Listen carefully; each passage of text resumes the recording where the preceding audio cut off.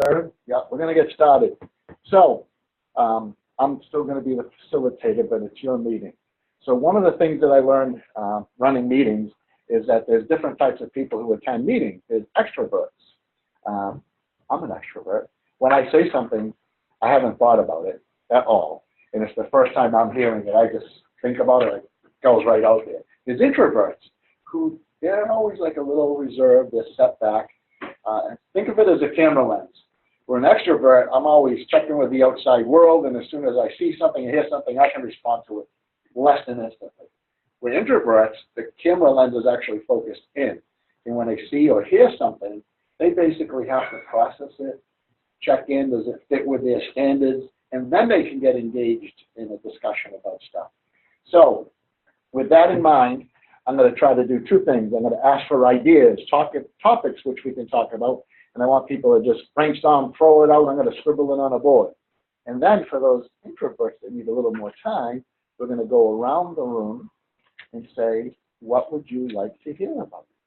So things that you guys want to hear about is, what would you do in this situation? How can we fix something? So think about, give me your topics in that fashion. One of the things Tracy talked about is how can we get offers accepted?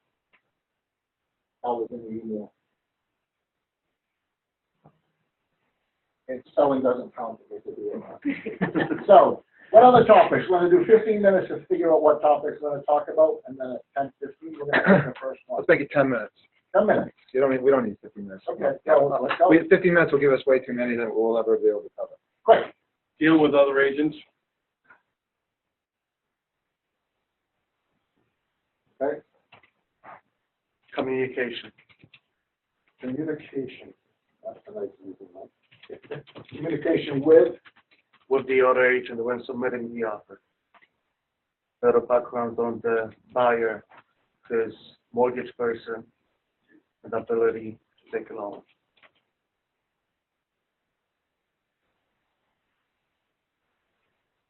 Listing agent. Or getting the listing.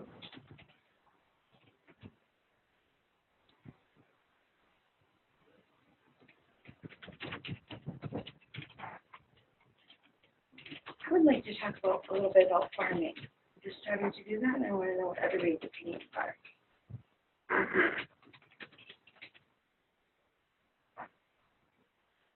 Seems to be quite a concern about training of new agents. New agents coming into the company. Everybody wants a team, but who's going to train these people? and that's just within exit. Correct.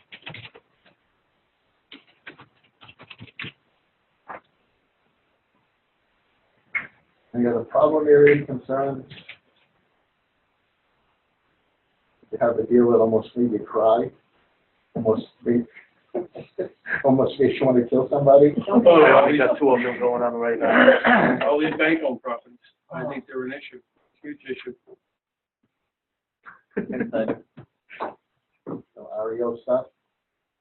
Those ones that almost made you cry going bad. Is there something you want to talk about today, or something? That is part of the communication. Okay. And the ones that they So communication And slash education. handling difficult.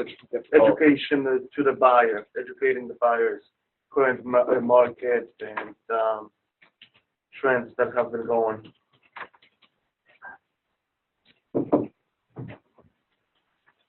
market trend or market condition? Is that What is it? educating the buyer on market trends, market conditions? Well, I have, even though I'm at the end, I have more paper.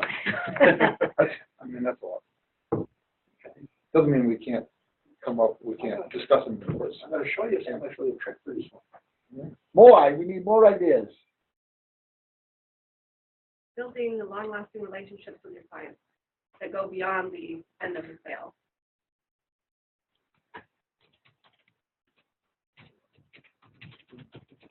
That's what I get paid to do.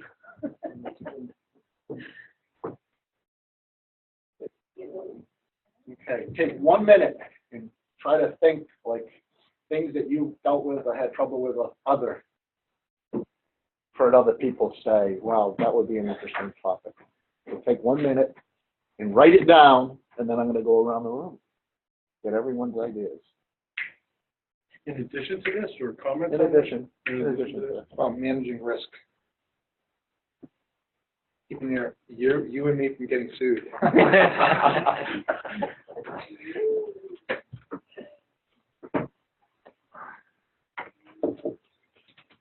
Production.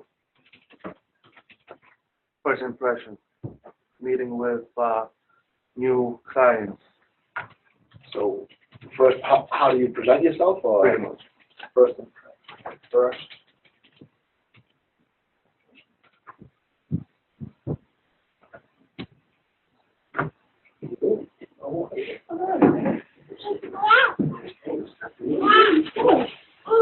Okay. Oh, hi, Come on. sorry. Any other topics that we've got going on that you want? This is all great. Have I you said did it anything all, yet? So, huh? Did you say anything yet? No, I haven't. She has. Got a lot of ideas. Okay, we'll get to you. We'll pull you out. I work mostly buyers, so I have trouble keeping them loyal. That's an issue that I have. It's one thing to get them, it's one thing to get them out, and then it's another thing to get them out there more than once. You gotta buy the loyalty. Yeah. Yeah. Oh, I have one. Even now that you're using a contract? Not quite there yet, Matty. Just everyone's opinion as more seasoned agents than I, your opinion on Zillow advertising, because I'm 2 months into it and I just want everyone's experience or take on how effective it is. We're listing a whole bunch of topics, and then we're going to narrow it down. Any ideas of any of these? I don't know if you can even read those or understand them. Oh, hey, there you go. That's great. Why I'm here. What the hell am I writing down? So, any others that aren't up there that you want to be considered, you want to talk about, you've had trouble with?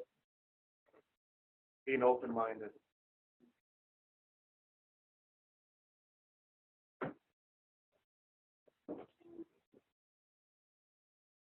Okay. I want sellers.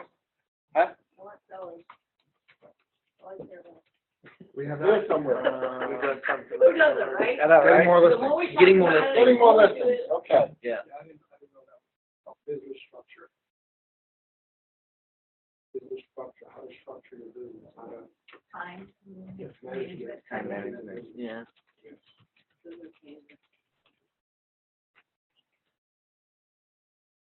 Okay, so we start at 10, we end at 11:30. At 11:30, we're done, unless you guys want to keep going on.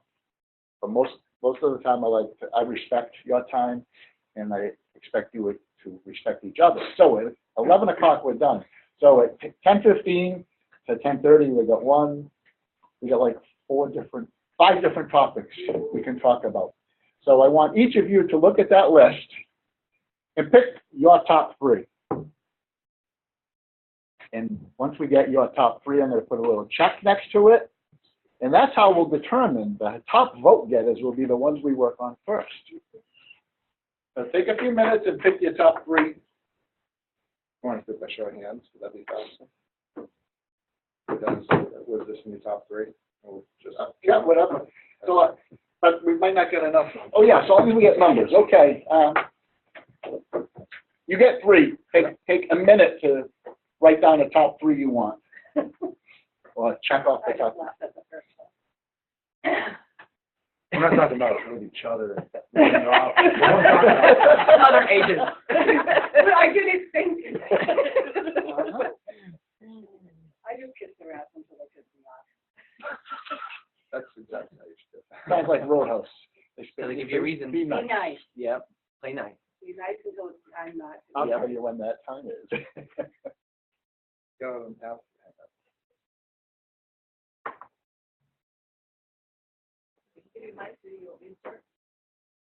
Sure. Oh, let's do. Buyer seller. I mean, that, Let's do, we'll go on our list, raise your hands, we'll count, I'll put them next to the, I'll put the numbers. Okay. Let's do it that way. Okay, Wicked smack. okay. Dealing with other agents, who's got that as one of their top three? We got 1, 2, 3, 3. That's it? 3. All right. Communicating, handling tough situations. 1, 2, 3, 4, 5, 6. Getting more offers accepted. 1, 2, 3, 4. Are you bidding or is that a? I was the mayor. 4. Listen, I watch storage wars. That's a signal. It's a bid. I know, right? 5. Okay. Getting more listings. Woo! We have a winner. I love that. Oh, that makes my heart go. Hands up again. I got to count. I know that's the winner. No, it's just a lot. 4, 5, 6, 7, 8, 9, A lot. 10. Farming for business. 9. Training new agents. That's important, though. I think it's important. I know, it's a lot already. Huh? I think we focused on that a lot already. Okay, so there were 3 there. REO stuff, dealing REOs or whatever the hell I put. Yeah, what is, If you is that got- how to get REOs or? Dealing with them. Trying If to- anybody ever has a question on REO, just call me. I've been doing them so long. Yeah. Oh, dude, you're awesome. So, yeah, so take that off the list. Oh, no, don't take it off. Just remember, okay.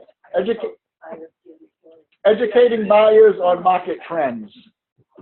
1, 2, market trend, market yeah. conditions. 3. I voted for. Building long-lasting relationships. If you needed education on that, that's bad. Well, Sorry, making people feel. can you tell me I suck? No. Okay. 2. Risk reduction. I think only the old owners and managers are the only 2 that want that. But you know what? As we go through all of these, we're going to educate, so that's going to help. We can that take happen. 1 minute to. Yeah. First impressions. Okay, the Should be person who that put it on there should be at least very Okay, good. so there's gotta be 1. Gaining buyer loyalty. 1, 2. Zillow Any advertising. advertising. I can learn about that. All that. Can you like add marketing on that? Advertise, yeah, just Zillow, yeah, because I put Yeah. Zillow, et cetera, Advertising, yeah. because I'm spending money with. So I'm 1, in that. 2, 3, 4, 5, 6, 7, 8. The topic. Open-minded. I'm too old to be open-minded. 1, that's it. Structuring your business. 1, 2, 3, 4, 5. Yes. Are there any more? Okay, what's the top vote getter? It is getting more listings. That was very dramatic. It was. I want to make sure you guys are paying attention. Listen, and I've already said it on Facebook during these sessions. If you hear me drop an F-bomb or some other words, it's only to emphasize. It's not because I'm really that bad. Excitement. We'll bleep it out in the recording. Bleep this. Okay, so time check. It is 10:14. Okay, perfect. We're going to spend 15 minutes on getting listings. The meeting is yours. How would you like to begin? Who wants to begin? Who wants to talk about it? Well, I sent out 550 personal notes. Woo-hoo. Okay. Handwritten, and then Wow. typed up a thing about me to all the streets that should know me, because I'm a teacher's house. So all the places that are like $450,000 houses, not the $980,000 houses. All the new people living. So, Ask for referrals. Oh, yeah. as the president of this is ask for referrals. I put down, Barbara, with your permission, I put personal notes to your sphere. Yeah, and people that should know me, they're living in the regular house. In your sphere should be everybody that you know and those who should know you. So if they should know you, then they should be part of your sphere. So don't just limit it to people that you know, it's people who could and should know you also. So you want to make your sphere as large as possible. As for referrals, that's a thing that we should be doing automatically all the time. We should be, I guess, opportunists. We should always have our ears open for the opportunity. I know when I was brand new in real estate, I'd be sitting at Sunday, 7-something, and I would get up and I hear somebody talking. I'd go, hey, get that cat. You know? Never followed up. I ran away as soon as I gave him the card. Didn't ask for referral. You said, here's my card.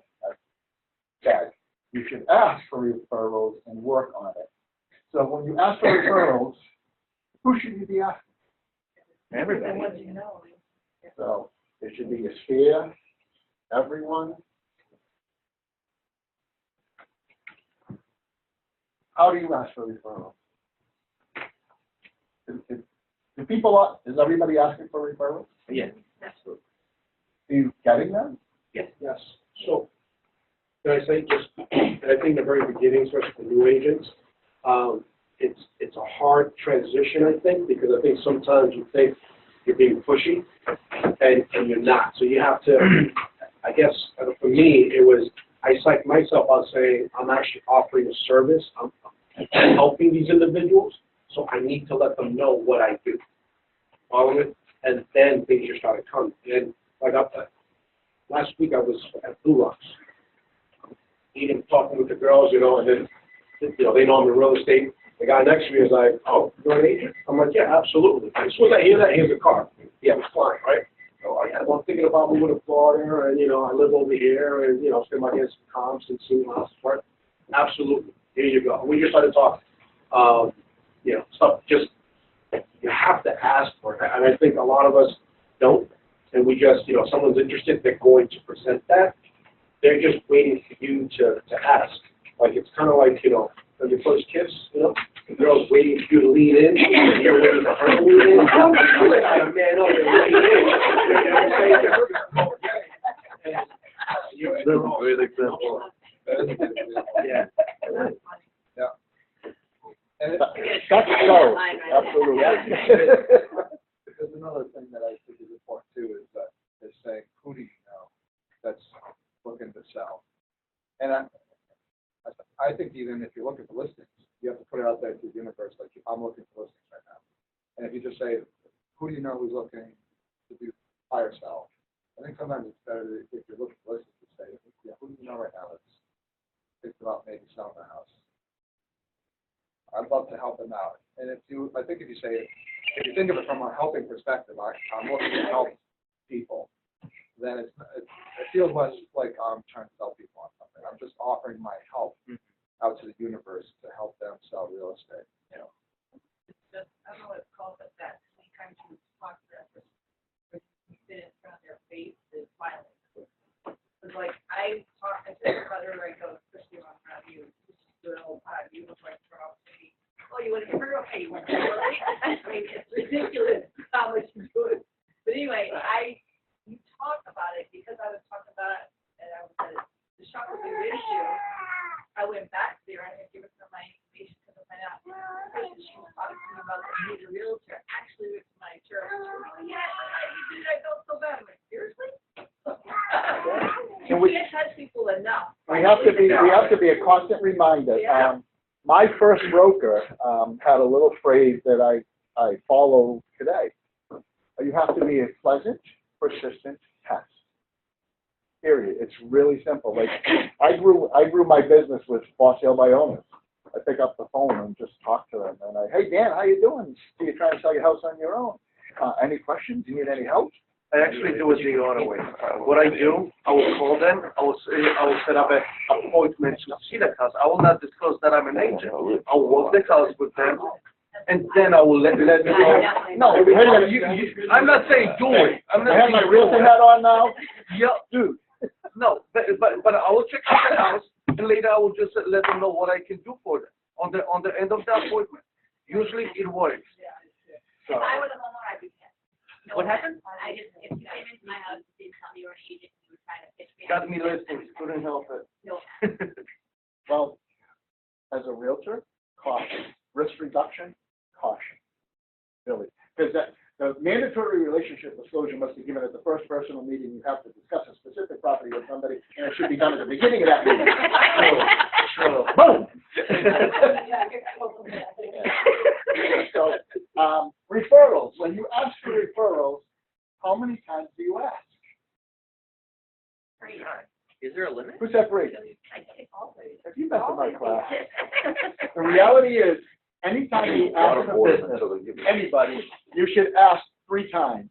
Oh, by the way, have you thought about selling your house now or in the near future? Say no. No. Okay. Well, listen, when you go to work tomorrow, or drop the baby off at daycare, could you keep your ears open and ask if there's anybody there that might be, would you do that for me? I don't know. I'll think about it. Think about it. Okay, well, not a problem. And what else do you do? Oh, so I do. Yeah, I know you take care of the baby. That's a lot of I work. have a lot of dogs. You have a lot of dogs. Okay, so when you're out at the dog park, because every town has one, or they're talking about having a dog park. When you're out at the dog park, could you keep your ears open? And if anyone's mentioned about thinking about making a move in real estate, could you give them my card? Yeah, sure. I think Absolutely. How many times did I ask? Great. Was any one of those really harsh? No. So ask 3 times. Always be, but don't ask any more than that. Then you're a pig. But 3 times. That's the way you work your referral system. Just ask 3 times. Oh, yeah. Oh yeah, here's one for you, and here's 2 for your friends. Yeah. Cards are cheap, $50 a day, $1,000. Pass them out.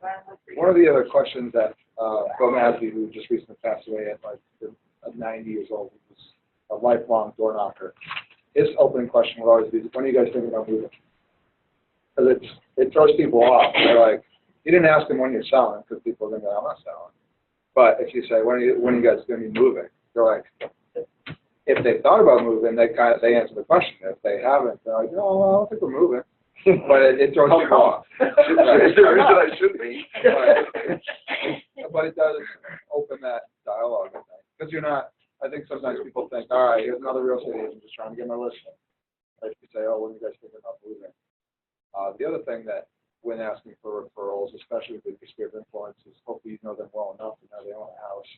And is just, asking them the same thing when you're thinking about moving. And just asking the people that, I call it perceptive selling. Somebody just had a baby, they have a 3-bedroom house. Are they they're probably going to be thinking about moving sometime. They're getting older. The kids are out in college now, and they're in a big house. Hey, when are you guys thinking about downsizing? So you've got to, as an agent, sometimes keep your eyes and ears open for the opportunities that are all around you. That someone just got a new job. You're on LinkedIn. You're following them on LinkedIn. All of a sudden, they probably got a big pay raise. Or newlyweds. Newlyweds. Choose the next step. Right. Then in their, bought their first house 5 to 7 years ago. People move every 7 to 10 years. All those things. Bought a bank-owned property. Bought an investment property. All those things are opportunities to. No matter what they say, have you thought about selling now or in the future? No. Oh, you own your own home. You can segue into something else. Oh, so you're comfortable? You caught up with your mortgage? You have equity? Yeah, I got equity. Have you ever thought about an investment property? Be another homeowner. So I was going to say, with that, asking for that opportunity, make sure you're physically asking for that opportunity, not boosting a post or sending an email or doing something or sending a flyer because you're going to miss that mark. And I think a lot of agents do that, like, oh, well, I didn't market. I sent this and I didn't hear back. But you have to pick up the phone or go see them and talk face to face. That's creating that connection immediately. But just harming it, it's going to take you longer, I think. So you definitely want to, reach out to them. Just have that conversation. Face to face is always the best. And when you have a property closed, and you obviously give good service, you're going to be much more likely to refer you to different, Absolutely. give the best service you can. Yep. The odds that having to always ask therefore, like, they put it in their head, you know, for referrals, but not in like a begging sort of way. I think it's kind of a fine line with it. Some people say that when you do a closing gift, not to do it at the closing, but do it a week later. They say because they're going through moving and it's crazy, so they're gonna just take your card and throw it away. So a week later, you go bring your closing gift. Hey, I was in the neighborhood. Yeah, I come see you. I was in the neighborhood and I just figured I'd stop by, drop this off, and oh, by the way, do the Columbo thing. Oh, have a great day. Oh, by the way, if you know of anybody who's thinking about I know that. You guys know who Columbo is. And I think he was a detective. He would ask a whole bunch of questions, and then when he's leaving, their guard was let down. And he would spin around and ask a question that they would, if they made a facial expression or whatever, it was a tell. He could say, this person's lying. He had them by that little, their guard's down. Oh, by the way, another question. So, listen. Listings always have and always will be the name of the game. The best way to get listings is to go after them. Where can you get listings? We always talk about family friends. Expired. FSBO, you know, FSBO, for sale by owners. Where do you find for sale by owners? On the internet. Drive by. Just driving Driving by. A lot of people will spend $10 for a nice lawn sign, but won't spend any money doing it anyway. And it may be a busy street, but just because it's a busy street doesn't mean the best buyer for that property takes that road. They take the other busy street. So you need to help them understand that what they're doing, they're only touching a small percentage of the market. Even if they're online, there's ways to convert for sale by owners because the commission, they're for sale by owners because they're going to save the commission. Buyers will only call them because they think they're going to save the commission. So who really saves the commission? You have to get skillful at listing that. Expired, they were on the market once, it failed. Why did it sell? Only two reasons. Overpriced location. Timing. Wrong price or wrong agent. So you're the right agent, so that's already taken care of. So you just have to go in there and help them understand that they were priced improperly. I'll be honest with you. I know a market that I'm going to be farming Chicago is Leominster, that whole area out there. Leominster, Fitchburg, Westminster, Winchton. You know, so many brokers out there they're getting 6% listings and offering a 2% COBRA because you see it at the end of the day. And you're like, so wait a minute, so for 6%, they're doing zero marketing. They're doing just, here it is on the MLS, they're not there. And it's like, well, if it expired, they will probably already pay 6%. So if you go back to them and say, well, this is what I'm going to do for you now for that 6%, but offer a bigger COBRA, and that's just going to drive people to the property because our agents are like, well, 2.5%? Sure. Even if you don't do 3%, I mean, I would do 3% on it just to get people fighting. But, I mean, I think that's an untapped market that we haven't gone after.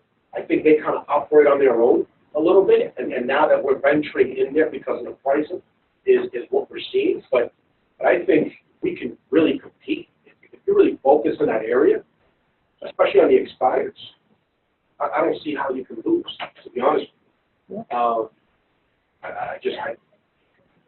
They're giving 2, they're taking 6. I'm like, are you freaking kidding me? And that's their model. That's the mindset. The mindset is, I have the inventory. Go fetch. You know what I'm saying? Bring me take my scraps is what it comes down to. So just flip it, you know, because I know some of those agents are not doing the proper marketing. They're not because they have a lot, and I see what they do. I'm like, you gotta be freaking kidding. So, yeah, do it. I mean, you know, there's more to go around. Like there's plenty of real estate out there. Everybody can. Okay, last topics, last comments. So for listings, check out areas too. Like the area I live in, there is not one standout agent. I went through the last couple of years of sales. I've looked at all the listings that are online. There is no duplicate agent. Nobody owns my area. Where is it? Where's your area? I was like, take a look at an area where you want to do business.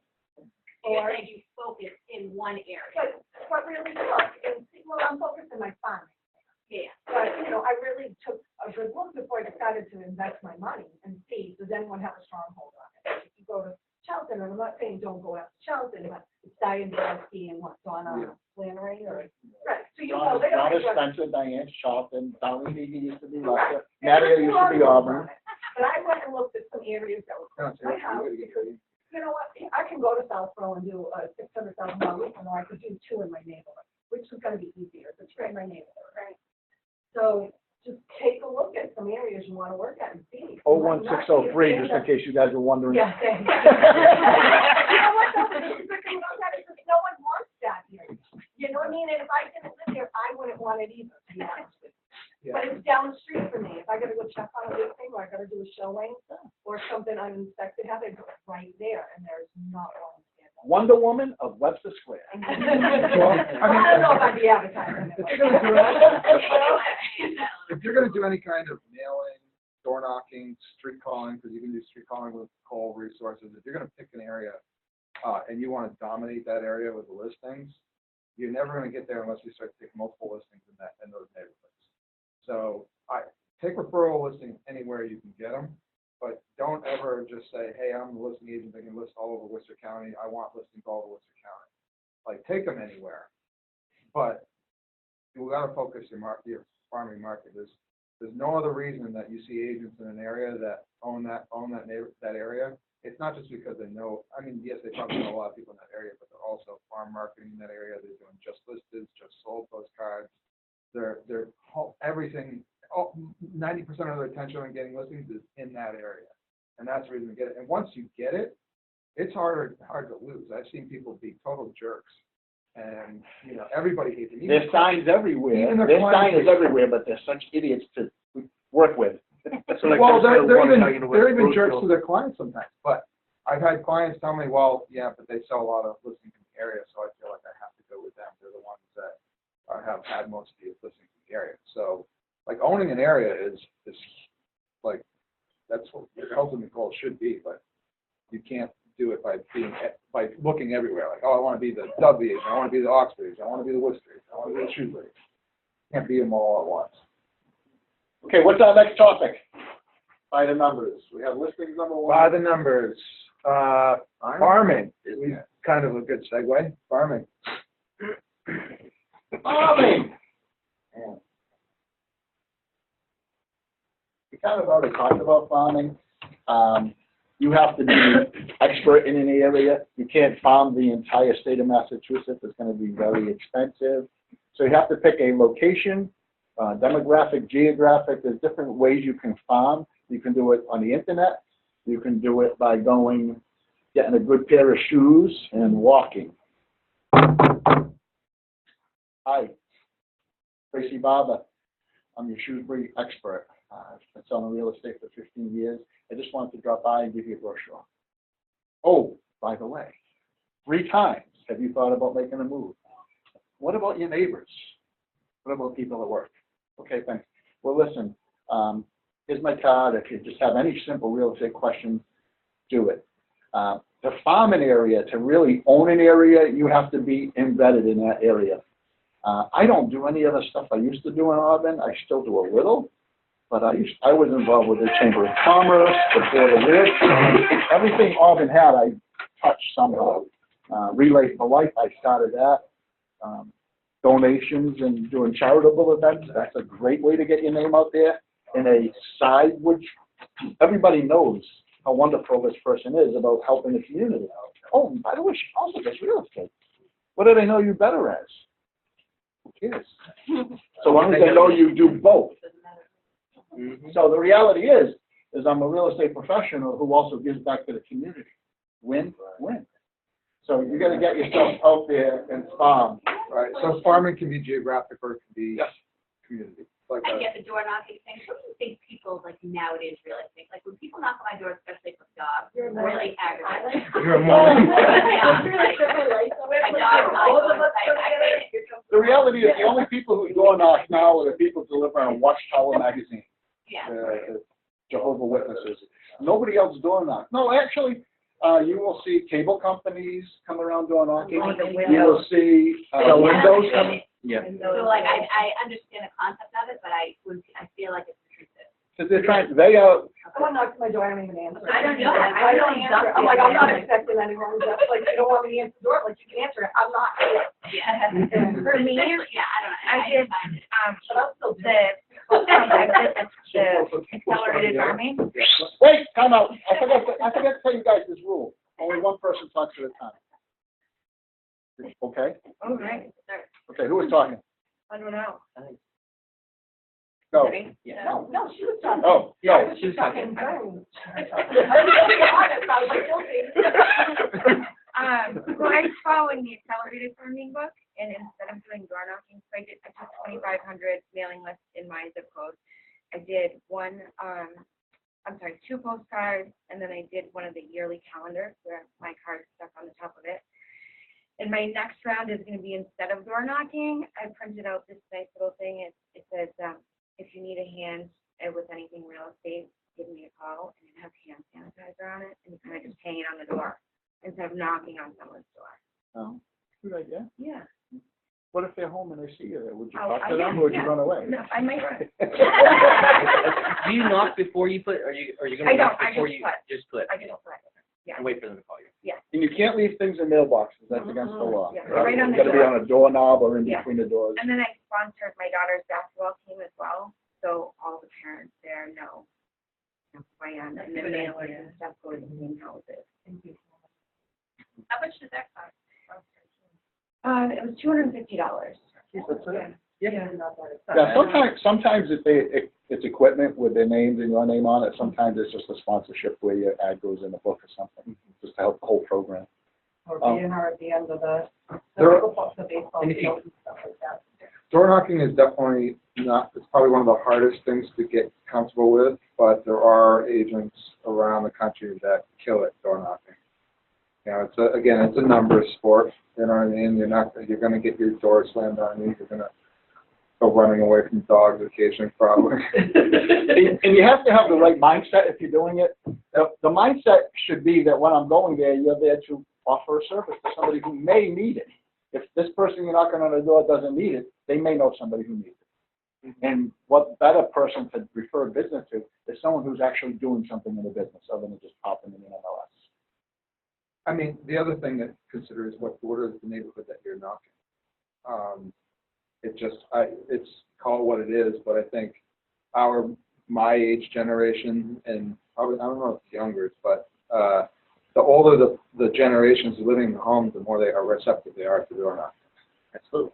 It's They're used to. It's you know what I mean. People are more cordial. Have you seen You know, people my age are jerks like, yeah, let's just stand in the window and stare at them while they're. I can forget myself. You know, there's a it's a comedian generational that does a thing. Let's whole, put it that way. whole skit about that. He's like back in the. Lewis and Bill. Bill and Lewis. I think a good thing to do is, like, if you're doing a Sunday open house, to try to get out there the Saturday before and then try to pound on some doors. And it's just an invitation, hey, I'm having an open house tomorrow. A lot of neighbors are nosy and just want to invite them in. So, yeah, come on and take a look But at the at house. the same time, it's a way to introduce yourself. But also one thing, what I think, okay, you can pick 1,000 houses that you're gonna, not knock on, but what's really the point of that? I think if you would go after door knocking, it would be on the expired listings, because number one, they want to sell, right? It didn't sell. Why it didn't sell? You want to go out there, find out why it didn't sell, and what can you do for them to actually get the house sold, because they are already ready and willing to sell. They just didn't. Okay, Lewis and then Barbara. Yeah, so Bill's point, that's what I was gonna say as an invitation, but also using that time as one practice, right? Because practice makes perfect. A lot of times we don't do the mock conversation, right? We kind of practice right when it's showtime, so we don't get that repetition. So I think that's a good way to just get repetition in, invite them to an open house and so forth. Number two, it's branding. Because if you're in that area, right, and you want to be that person, the more and more people see you and you touch, it's branding. This is who I am. Because now, what I'm going to do is when I send my postcard or talk to those folks and give them my brochure, they're in my database. So now I already started a conversation with them. I'm going to reach out to them again, either send them a postcard and say, thank you for the nice conversation, blah, blah, blah. I'll make a note on it. And that's a way to kind of expand your database. You could, jump on the expired with that. But if you're looking to get into a market, right, you want to be Shrewsbury, you want to be, whatever it is, look at who's doing an open house. And if someone's doing an open house or they're not, or if you're going to do the open house, then say, hey, I'm going to do these, 10 streets, 8 streets, whatever it is. I don't think a big area, 2 blocks. Big deal. Okay. Practice. Have your, have a copy of the listing sheet, your business card on there. This is what I'm doing. Here to invite you to the open house or the open house party. We're going to have some drinks, and we're going to have some grapes or candies or whatever it is. So come on in if you know anyone that's thinking. And it's just a nice way to start that conversation because you're nervous. They're nervous because they're like, who are you? Why are you coming to my door? But once you're smiling and you actually have, hey, I'm here to invite you. Right. Then it's like everybody lets their guards down. It's You're not asking them for something. You're doing it. And it's practice, just repetition. Then it makes it easier for you to talk real estate when you're just in your day-to-day. That's just what it is. It just makes it easier. It's practice. Because you're practicing. That's just what it is. Barbara, how did your practicing go in Westboro? Really well.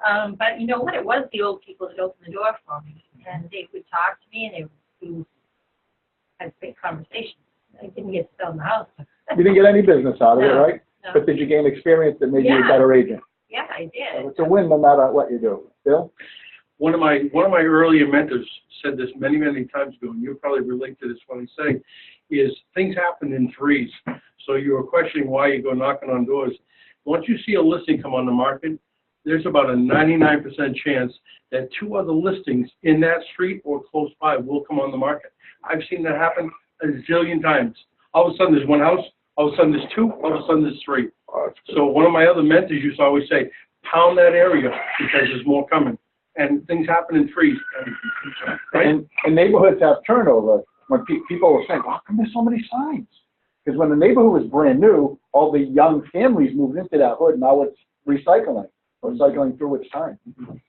The other thing I was going to say about that was if you have a reason to knock on the door, I think it makes it easier. For instance, if I was going to go look at shoes, if I was going to farm Shrewsbury right now, I would personally go after the 1,000 to 1,500 square foot houses that have been owned for more than 7 years, because they're all, you'll start to see they're congregated. They're on streets. Certain streets I would go after, and I would find 2 or 3 recent solds. They don't have to be your solds. You're not saying I sold the house. You're sharing recent market data, and I would walk around with those flyers and make up a quick flyer. These are the 4 properties that have sold in the neighborhood, sold at 97% of list price or whatever, sold at these prices, and I'd be handing that information out. Say, hey, your neighborhood is selling. Not sure if you're thinking about moving, but the market's hot. I'd love to, I'd love to do a full market analysis for you sometime. Move on to the next. I think when you have useful information with you, it makes it easier on your mind to say, I'm not just out here soliciting, being like, hey, you selling? Even if you did that, if you did it enough, you'd find somebody. You would, but it's not easy. It's not easy to get comfortable doing that. And if you look at, like, I'm the person with the information right now that they might want and need, then it's a different story, I think. It's also planting a seed. Plant a seed and watch it grow. The other thing I've always been told is if you're going to farm a neighborhood, you should do everything you can in that neighborhood, like he said. But not only just get involved with groups, online, live, in person, but shop in that market, do dry cleaning in that market, take everything you can, get your hair cut in that market, do everything you can in that market to make sure that But a disadvantage. And if it's not a physical community, it could be an online community. Like I think Andrew, you guys got a community. It's broad and it's all over the place, but it's a community nonetheless. It's people that all have common desires to donate, to give their time, you know what I mean? So that is a community itself. So it doesn't have to be, I think you either have to look at farming as a specific geographic location or a group of people with the same mindset. Because, you're never going to be able to connect with people that don't give a crap about charity, right? And you may not want to. So if you want to do business with like-minded people, it's good to, like, sometimes you find that if if you have a hobby and you find an online group about skiing or whatever it may be, you get business through there because you're sharing common interests. They just do business with you because you have common interests. Or if it's, kids in karate, Lewis, or Karate, basketball, soccer, golf, church, whatever it is. So to wrap up farming, a couple things about farming. Farming is good. It's planting seeds, getting it out there. And you can do it one of two ways or a combination. You can spend lots of your life going door knocking, or lots of your money advertising through Zillow and different things. Shame on all of us for one big thing that we suck at today. We have absolutely no career apparel on. Oh, I usually do. Oh, yeah, there you go. I take that back. It was hidden by the scarf. So the reality is, we should go get more. I got jackets and stuff ready to go with logo and shirts. So we should be selling. That's stock farming. It's just branding, imaging. That's one of the things that we need to do. Because if they see my logo and then they see Tony's and they see Tim's, they see everybody's logo. Wow, exit. They see our signs, they think we're all over. Imagine if they see our clothes with exit all over it. So That's highly important. You're right. Yep. They came to the big bucks for to remind you guys to do that. Because honestly, if you mailed something to somebody with your picture on it, and you were in a grocery store and didn't have the name tag on, they might look at you and say, I know that guy from somewhere. But if you have the name tag on, they go, oh, I know how I know that guy. He's in my mailbox every month. I have they're very small. I have to get a bigger thing, but I have the magnets on my car, and I strategically park. When I go to Stop and Shop, I park right where everybody has to see my car. So far enough away so you get a little exercise, and it's the right place where everybody sees And it. and you make sure you park right in the middle of a line so you pick up Right. the spot. People are gonna scratch their car. Yeah. They gotta see your car. When I go to the senior center, I park right at the entrance so that you have to go buy my car in order to get into the senior center. What's the next topic, and/or do you want to talk about the Zillow thing at all, like paying for ads? Is this kind of where we dropped that? That was next. That was next, marketing and. So farming, this is picking an area and going for it.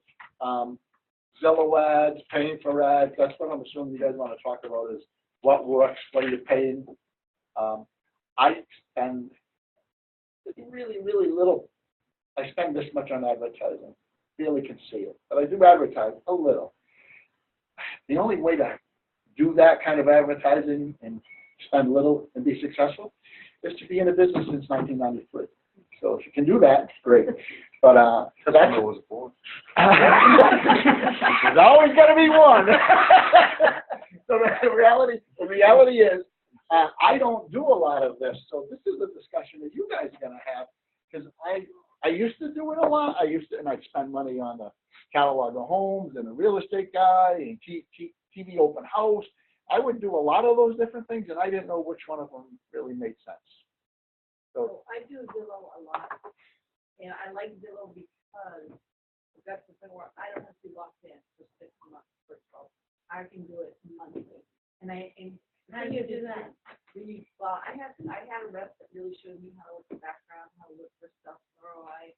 Really need a good rep to show you a lot of information. Also, it automatically sets it and locks your account when you change it. Because I'm watching it all the time. Like this market, like people move their stuff all the time. So I watch. Like with Wilson, I never put it in. I just got into it. And you want to see the top. I'm seeing. Well, before my group was doing it now together. Before I was doing a 400 theater agent. And you also well, that's just me. I was doing it before they took it. We just changed it to 1,000. Yeah, but you can get your lenders to be part of that payment. So you just do one area. Right now I have 2. And how many leads do you think you closed from that? Well, that I just changed. So Zillow re-closed in the last 2 weeks. I had 3. Okay, so let's see how many leads do you think you've got in 3 months? Give or take. Well, I will say some of the leads are like. Right, because I was doing their lead Some of them are area. Yeah. You know, But the ones that are good, like if you can get at it right away and talk to them immediately, you can tell if they're if they're Yeah. gonna be, if I'm gonna wait till time, you can kind of keep bugging them, or if they're I was just like, just letting them know "Oh, this that's is- a great idea, they don't look at that. They have pays for itself, Right, and they have a concierge now that answers it, that they can get you on the phone, where they didn't have that before, you get paid enough to do that. That's a big difference, you can be available to be able to get it right away. So don't feel like you're locked in with that, even though if I change my account, and I want to change it to a different area or something like that, it relocks it, I just write my rep and she unlocks it again. So don't feel like you're stuck in like that. With realtors, it's a different story, they're locked into it. Gold Key, 57, there's a whole bunch of them that lock you in, you can speak 12 months. And I don't want to do that, because I change it. We can So I don't- up to 8 months So what? for realtor.com, but they still gonna like lock you Oh, in they need to- for the 2 you know. My personal opinion is, any of them will work if you do it well enough and you have the right follow-up skills. I always say that any of that lead generation opportunity, it's all they are opportunities to build new relationships. If you just think, all right, they're just leads and I'm going to try to hopefully just sell them quick and move on to the next, it's not really the right approach. You should be looking at it like it's an opportunity. Someone raised their hand and said, I'm thinking about buying, I'd probably buy at some point. But you have to figure out how to get them to relationship. Otherwise, there's going to be no loyalty to you just because they registered and you got the lead. So you have to try to get to face-to-face as fast as humanly possible. Phone-to-phone first if you can, face-to-face, and then really spend that time at that showing or 2 showings to build a relationship. That's why I always say with my team is, if you get someone, even from a Real.com that wants to see a house, find something that's similar in the neighborhood and say, hey, there's a similar one in the neighborhood, can we go see that one too? If you want to go see that one too, because the more time you can spend with them on that first appointment, the better chance you have to build that rapport and that friendship. And I was talking with a new agent a couple months ago, and I said, I basically told her, all there are opportunities to build new friendships. You have to build new friendships. And she was like, well, I don't want any more friends. I'm like, well, then maybe you're in the wrong business. Because that's where we go. It doesn't mean they're going to have to be close friends, but you should get to intimately know their family, their relationship, what their, if they have kids, what they do for work. These are all things that with any new client that you're not already friends with, that aren't in your sphere, that you should be bringing them into your sphere and finding out more about them.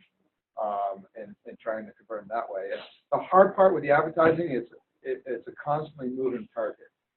I think if you look at it over a long-term period of time, any of those advertising streams should be producing a viable client if you're doing it right every $300 to $600 you spend. But the hard part is if you spend $300 this month, there probably is someone in there that will buy from you, but they may not buy for another year and a half.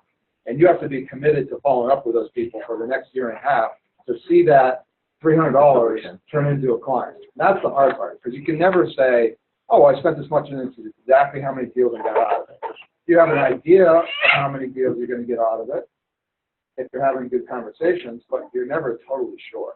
Right, And put those in your drip campaign, in your check on them. I mean, Joe was on my team, make sure you go back and check on those. And he got one guy that he has for a year and a half. yeah, Real.com, one of the coaching calls, they said, or even my coach said the same thing, is go through all your Real.com leads in the last 6 months and just follow up with a phone call and say, hey, we didn't have a chance to connect back in September. You were interested in the property. Are you still in the market to buy? Because a lot of agents don't do that. They won't go back and follow up with those, and you just have, and they're like, yeah, no, I'm thinking, I just kind of tabled it when I thought about that house, and now I'm going to buy in the spring, and next thing you know, you have a client. So it's, it's got to, all those systems have to work if there's basically teams and agents that are spending, some of them upwards of $100,000, $200,000 a year on these systems. There's a guy in Minnesota that spends $300,000 a year on Real.com and another $200,000 a year on Zillow. If it didn't work, He's the number one agent in the exit system. if it didn't work, he wouldn't be doing it. So it's just a matter of, it's hard, especially when you're spending a little bit amount of money. If you're spending, $200 a month, it may take you 2 months worth of leads before you have a potential client in there, but any of those potential clients in there might be not looking to buy for another year. So now you have to do another couple months and hope that someone in there is looking to buy soon. So you could be 6 months out and not have anything closing yet. It doesn't mean it's still not a valid investment. You just have to analyze how many people in there do you think will buy with you in the next year if you keep following up and keep pushing on it. And that's the hard part. So the more you spend, the more likelihood you have up front sooner, getting something sooner. But, it's just, you have to say, okay, and that doesn't mean all zip codes work equally either. Some zip codes are better than others. So there's no easy answer to it. It's just, if you do it, you have to commit to it for at least a year because the lag time is that long. So if you commit to do it, pick a dollar budget you can afford comfortably, maybe uncomfortably. So basically, if you can comfortably afford $200 a month, make it $250. So you're working harder than what you would. So go a hair out of it. Should always take whatever you feel comfortable with and go a hair above in spending, in door knocking or whatever. You always try to put yourself out there. But once you commit to do it, have in your mind the fact that, okay, if a call comes in, I'm not going to sell that person that house that day. It's a time delay, and the drip campaigns and stuff like that. Exit has them, different contact management places have things that'll send them an email. It looks like it's coming from you. It's just they reach out and touch. And then every 6 months, you said, pick up the phone and call yourself. And just say, hey, just checking in. You've been on getting my emails and just seeing how things are going. So commit to it, follow up, but set your expectations low so that you don't get depressed with it and then stop doing it altogether. Because people say to me that they still see me on TV. I haven't been on TV open house in friggin' 20 years. But that shit lasts. It lasts that long. It's weird. So if you did it and you put yourself out there, and people say, oh, I see. If now everybody puts their faces on their sign. So years ago, it used to just be in a magazine. But cards with pictures on them, that's relatively new. That's a newer thing. Cards and signs with pictures on them, that's like in the last 5 years. That never used to happen. So the world is changing. Understand it, what you're doing, but consistently stick with it, spend the money, spend the time.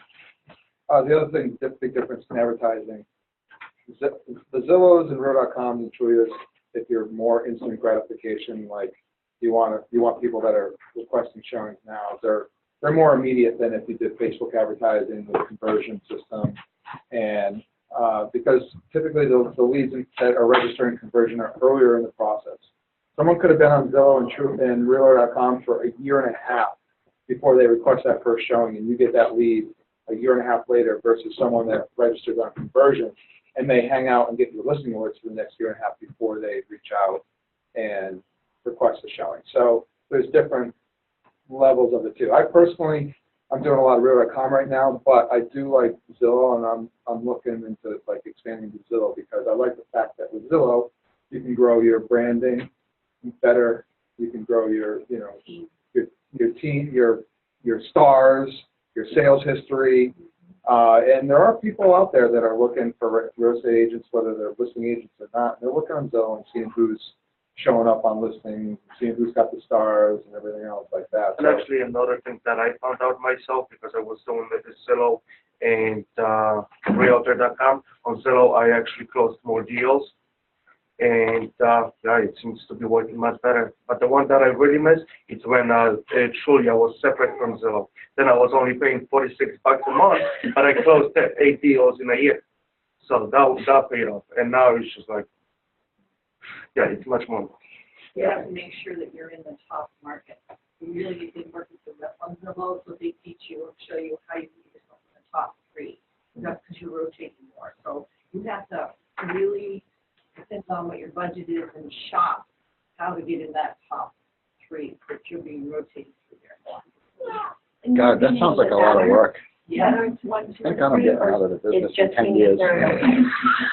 I'm sure it's okay, but you didn't want to I think the people remember you on the because the other it's just that, man. The other thing is, I'd rather see you pick one zip code and have more using that zip code than just spread it out. Right. Because if you think of it from buyer's perspective, you might click on a listing, look at it. You probably see in the corner of your eyes, you see the agents that are on that listing. You back out of that one, that's not the one. You look at another one, you might see the same agent showing up. I've noticed myself do it too, and I know I'm a real estate agent, but I'm sure buyers do the same thing. They're looking at the whole page like, oh, that's a familiar face, that's a familiar face, that's a familiar face. Oh, okay, I want information on this listing. I'm going to pick that agent that I've seen show up several times on the listings in this town. So I think, focus more on one zip code than spread it out if you're not spending a lot of money. I think if you can't get 20% visibility in that zip code, then find another zip code. Because otherwise if you're showing up 1 out of 8 times people search a listing in that zip code, that's not good. You're going to be lucky to get anything. And respond quickly. That is another thing. Respond quickly, and people will really be surprised and appreciate that. If you're going to be the first agent that you're actually going to talk to the person, they are in love with you, So that's the number one, communication. Always follow up. Get in touch. The reality is, the first agent may be nowhere near as good as the second or the third agent. But the reality is people respond. Millennials, they want it, and they want it when? They want it now. Yeah. And it doesn't matter. They could end up with the worst agent, but if they're the fastest agent, faster is better in today's marketing. If you respond quickly, that's what they want. They won't, and it may even mean more than the stars. They just want For an any of you answer that right are away. doing the off-city leads, that's the reason that we've had quite a lot of closings with that. And the reason is they have like a 25-time touch, that they try to touch these people 25 times. And if they get them on the phone, they're cycling through whatever agent accepts it is accepting to transfer that phone call right then. They don't want to tell the client, oh, well, they'll call you back. That client's on the phone. If they can get that agent on the phone right then, they know they have a higher percentage chance of closing that deal. And it's a fact. It does work. You need to be the fastest to the phone. And even you said one time you accepted one at 2 in the morning, and then the guy at what time in the morning said he already talked to somebody? Yeah, that was one. Or was it 9 o'clock at night? It was Yeah. like, you're going to call people at that time? I wouldn't, no, I don't care. Even See, if the some lead- agents would, and some agents have had success with that. Yeah, I just won't, I'm sorry, even if you send a lead at 2:30, you get it, I'm not doing it. All the power to you if you do, but I'm not. Yeah.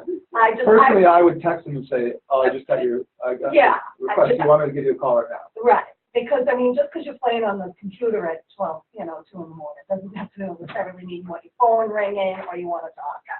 Yeah. All the power to you if you're that aggressive. That's some limits, that's for sure. Okay, next topic. Anything else on these? Well, what I wanted to ask on the advertising thing was your conversion. I mean, are we still doing that? And so through squeeze pages, is that what gets it there, or? Yeah, personally, any of the advertising I've done through, it's either you're sharing your listings and then boosting it, or sharing someone else's office listing and boosting it. Hey, if you're looking for homes in Westford, Right now. or Shrewsbury, those get a lot less attention than a listing.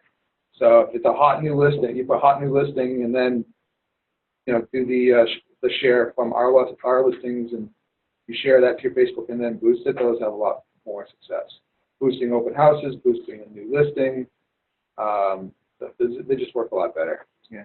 Because people aren't really like, I don't know, they're looking for specific listings. They see something that attracts their eye, and they click on it. I just got 15 leads from doing the speed page on my listing. Yeah, no, but I want to do it again. I did it a while back, and I've kind of forgotten how I did it or whatever.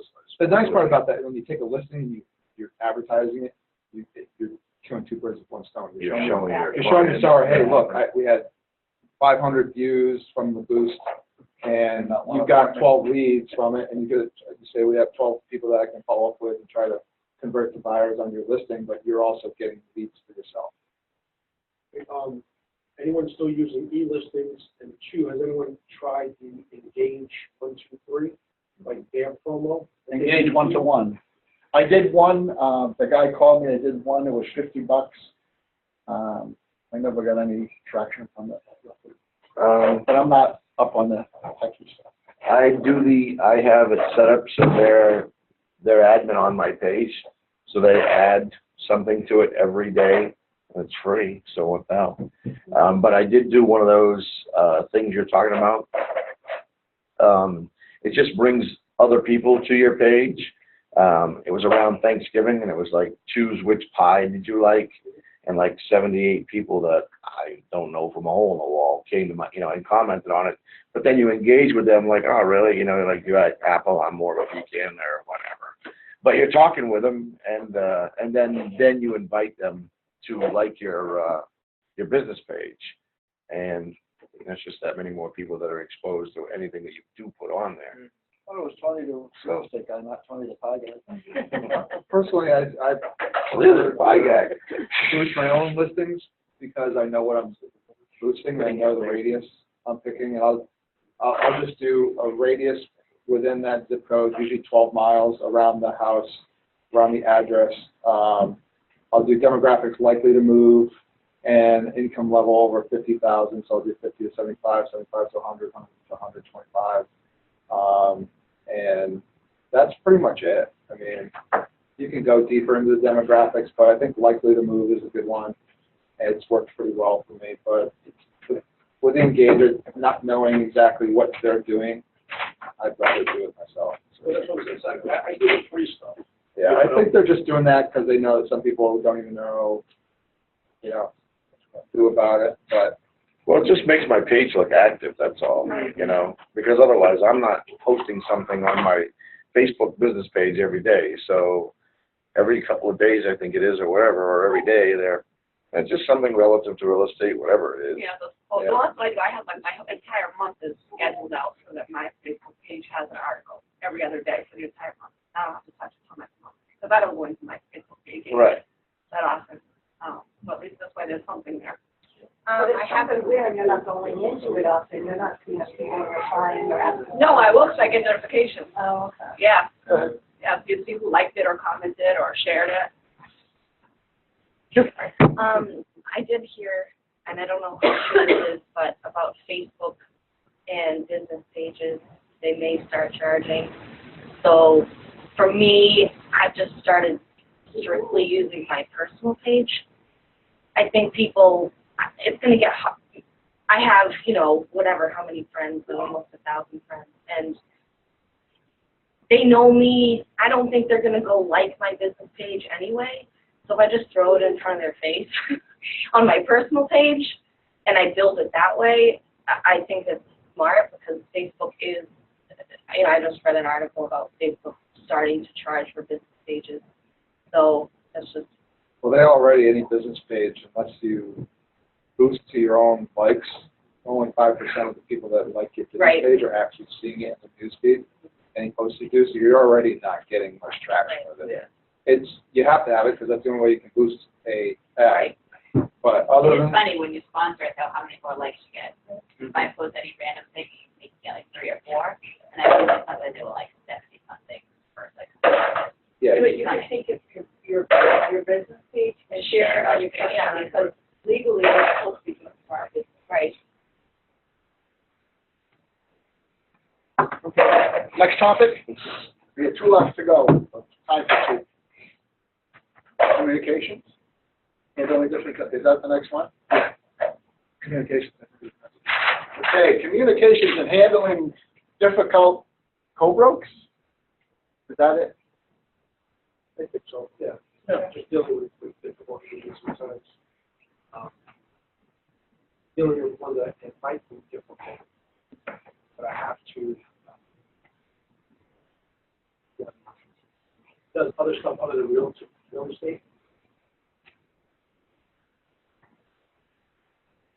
I was asked this morning if I took down her sign, her sale sign, and put it inside the house, because my offer got accepted, but she said she drove by the property, so that her sign was off, and it was inside the house, so obviously somebody with a key would have been able to access a lockbox. And I'm like, first of all, are you really asking me that? Like, seriously, are you, really sure about that? I hate something I just gotta ask. I'm like, no, like, you know, maybe the freaking wind blew it off and the contractor guy put it in there, but that's not what I did. Or it could get, a lot of times when the snow plows, if they're going really fast, the wave will blow the sign right off. No, so the frame is there, the sign, the thing is, it was left inside the house, so she's like, so somebody with access, I'm like, I agree, somebody with access. Wasn't, but I don't, Was it on Supra or? no, it's like a lock. So, I mean, that's just somebody who's Yeah, I mean, shooting straws, saying, you know, Yeah. most of the time when I, Get through it. how the hell, And then off your shoe. no matter how long you're in the business, you will run into people that are just going to be hard to deal with, period. And that's the nature of the world. Some people are nice to deal with, some people are tough to deal with. When I get, I mean, just a little hint that I might be dealing with an idiot, I look up their stats. I say, okay, is this person worthy of my time to? Is this person worthy of my time to educate them, or should I just put up my dukes and fight with them, or should I just try to be nice? So, like Jen was saying, you should always be nice. Always try to understand that maybe they had a bad day, whatever that situation is. Maybe something happened where it's not really them. They're not really this much of a bad person. So that would be the first thing, is to basically give them the benefit of the doubt, hopefully give them an opportunity to correct their behavior. And then, if they don't, if you're nice, and then reduce it to writing. Anytime I deal with a bad agent and we're arguing over the phone and, you know, she said, he said, whatever it is, I will send a little email saying, hey, we discussed this, and I will put all my points bullet in it, and we agreed to, so that I've got it in writing. Because if they're going to be idiots, you can backpedal off a conversation, and I never told you that, but you can't backpedal off of something that's in writing. And if you send it to them, and they respond anyway, you've got them. So that's my advice with dealing with bad agents. I've had 2 deals, one in Westboro, one in Winchington, that referred to me from the same attorney. Winchington, that close to the New Hampshire border. It was one of the smoothest transactions. The agent was from that area.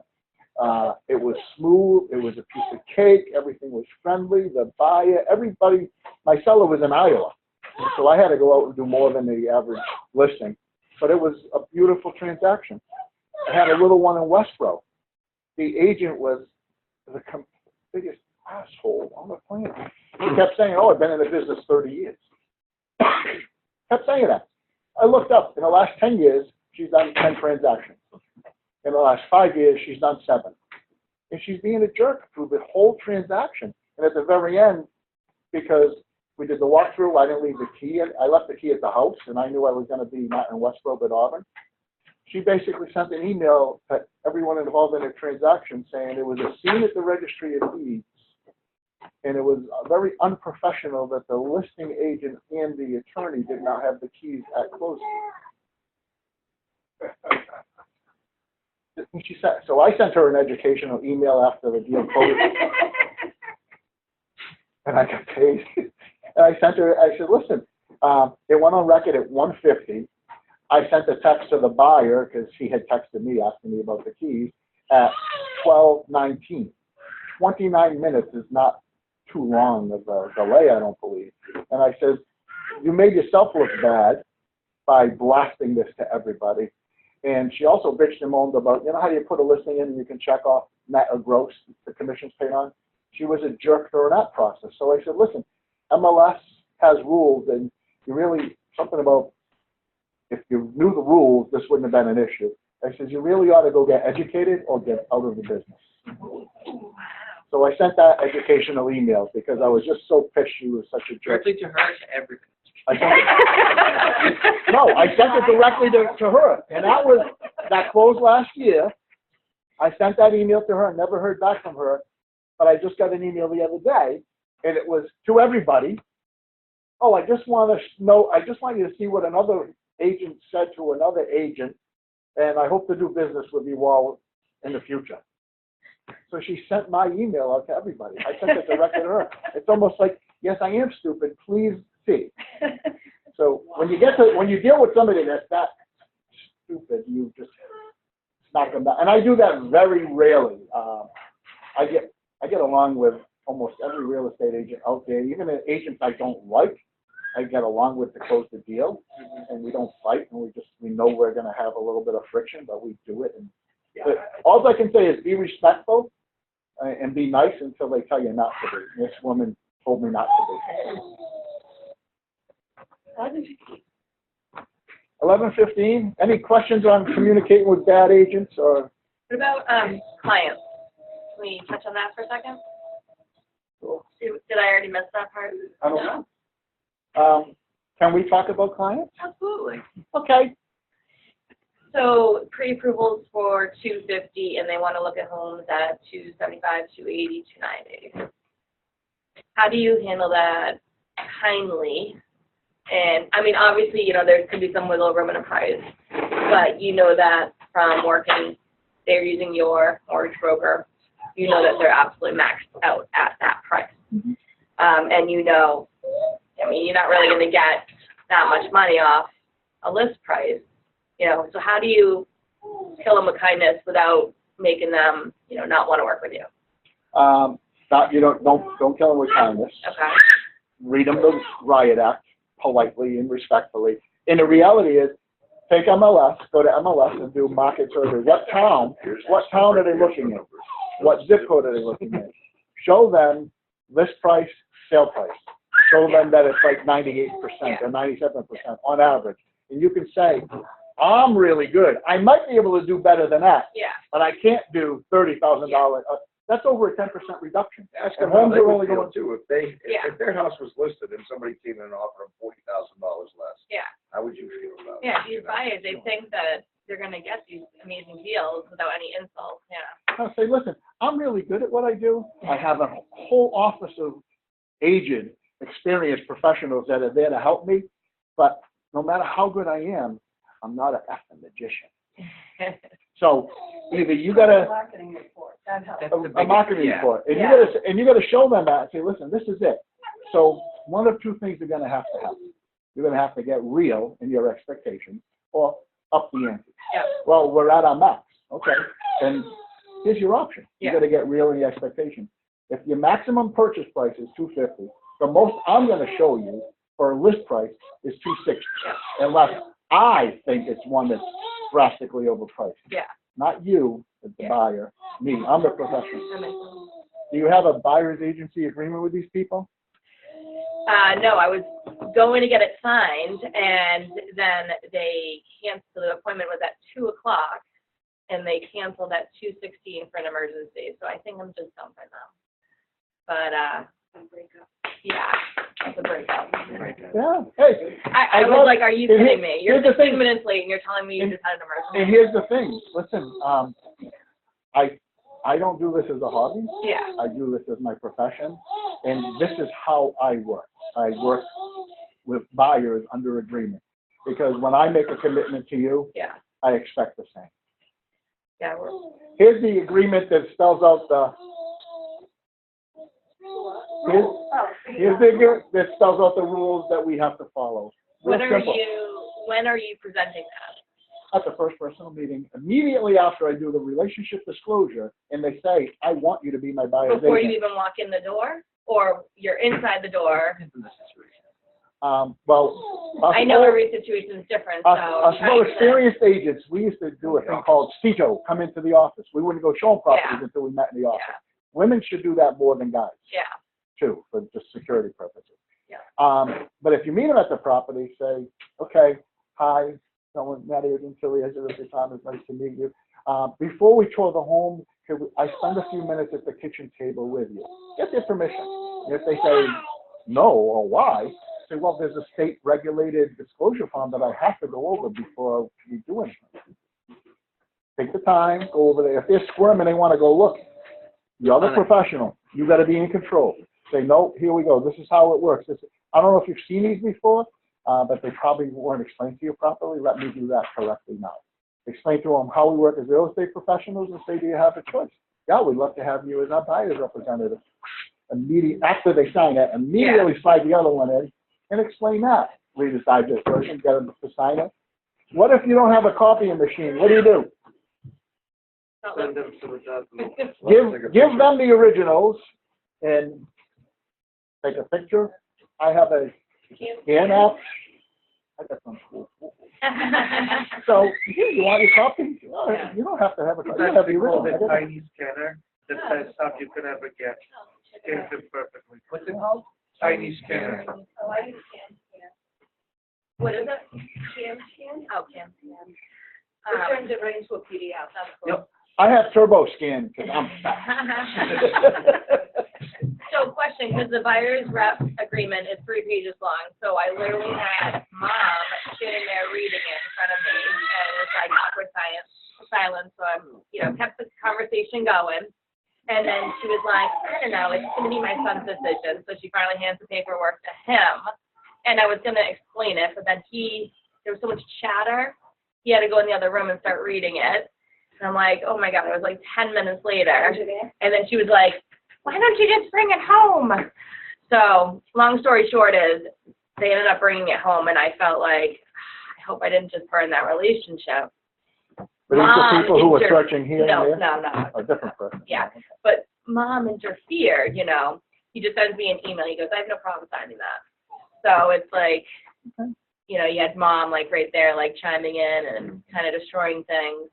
So maybe he's just going on all the showings with mom. So it's like maybe I should have done it after or done it through email later. One of the things when old school, we would ask a question when we first met with a buyer. Sellers, they own the house, so you already know they've kind of got a little. But with buyers, we also ask a question, what are you looking for? Bedrooms, bathrooms, lot size. And we'd say, is there anyone else that would be involved in the purchase? We would ask that question. Because mom and dad, a lot of times, are kicking a couple of bucks their way. Yeah. So you ask the question, is there going to be anyone else involved in the purchase? Maybe helping out with the down payment. Say it very softly. And if they say it, say, and then if they say yes, then your little antenna go up and say, okay, how involved do they need to be?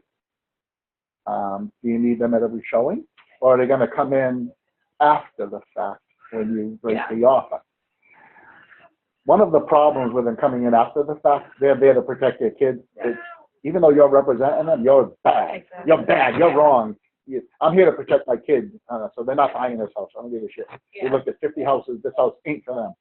So you have to ask the question, ask how involved they need to be. And if they're going to be heavily involved, one of two things has to happen.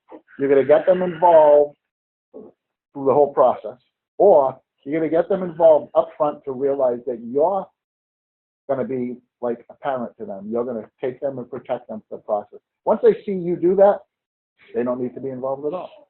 So parents and crazy people who come later on in a transaction will kill a deal. Yeah. So get them involved early to get them out of the transaction. Any other bad client? Bad I client? had one who actually, so I went to show her house, then she's like, okay, I like it.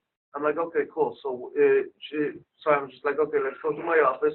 I'm going to disclose, my agency and stuff like that. So she signed the agency, and I slide the, buyer's agreement and stuff like that. And she's like, okay, why should I choose to work with you? She's like, you have 5 minutes to sell yourself, literally. I was like, that's first. Only happened once to me, but I give her shit ton of reason. She signed it right there. We signed the offer right in there, got it accepted, closed within 6 weeks. But I was literally shaking. I was like, what do you mean shit? Like, how am I going to sell it? It was good. It was good. She was like a very smart girl, but she was like scary smart, She was like, that was. Next time you have to say, She's probably in just look at marketing. this. She's probably in Why should marketing. you hire me? Just look. Yeah. Yeah. So, Louis. Kim, identifying that, just knowing that it's time to, just cut it. Because you'll get people that'll spin your wheels, and I've had situations when I tell people, listen, I can appreciate that you want to see something in this price range, but here's what's going to happen. You're going to look at that property. Every other property we see in your price range will never, ever compare to Measure up. that home. So what's going to happen is you're setting yourself up to be discouraged and not buy a home. So it's not in your best interest that we do that. You're following me? And then like that. Second one, I had someone that qualified for, $300,000, go to make an offer on a property, and like, yeah, we want to come in like 70,000 under. No. And you're like, excuse me, like this is years ago. Big, huge 3-acre, 15 people there, one show, like this is disappearing today. Like, you understand? They're like, yeah, no, but we've been watching some TV programs. So shut up. Never offer what they're asking, and that there's flexibility. And we want to go 70,000 under. I said, okay. And I said, listen, no problem. State law, I will present all offers. I will do so.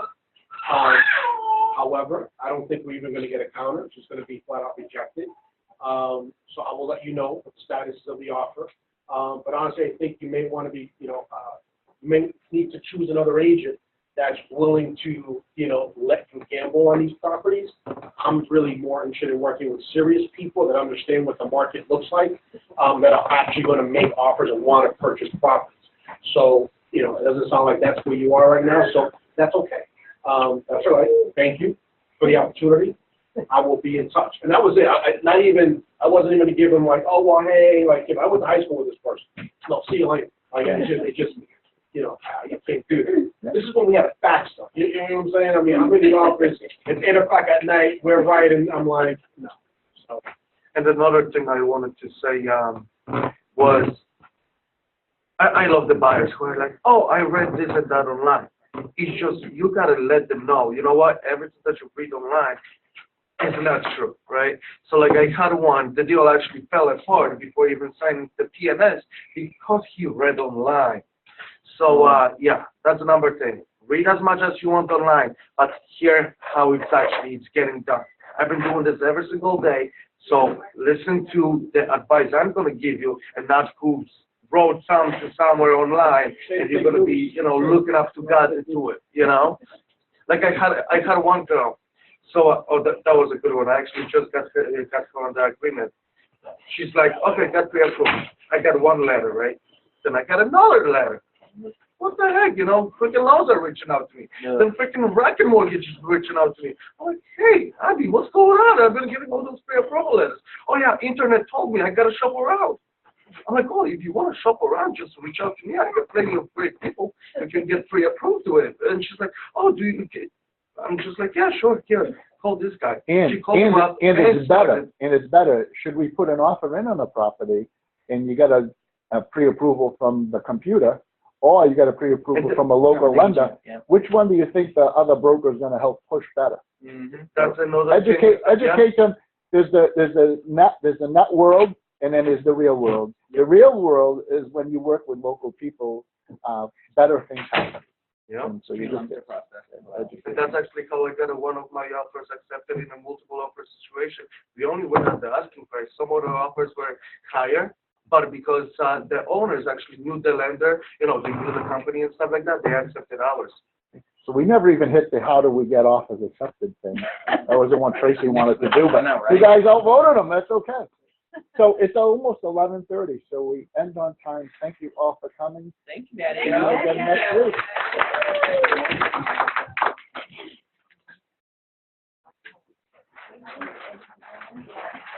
So I think my guys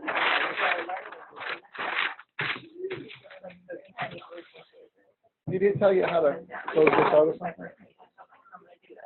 Well, rude wake up call, realizing that foreclosure is not gonna fit in the end. So now I've upped the ante a little bit, and I'm like, I will send you some homes that are move and running, in your price range, stop trying to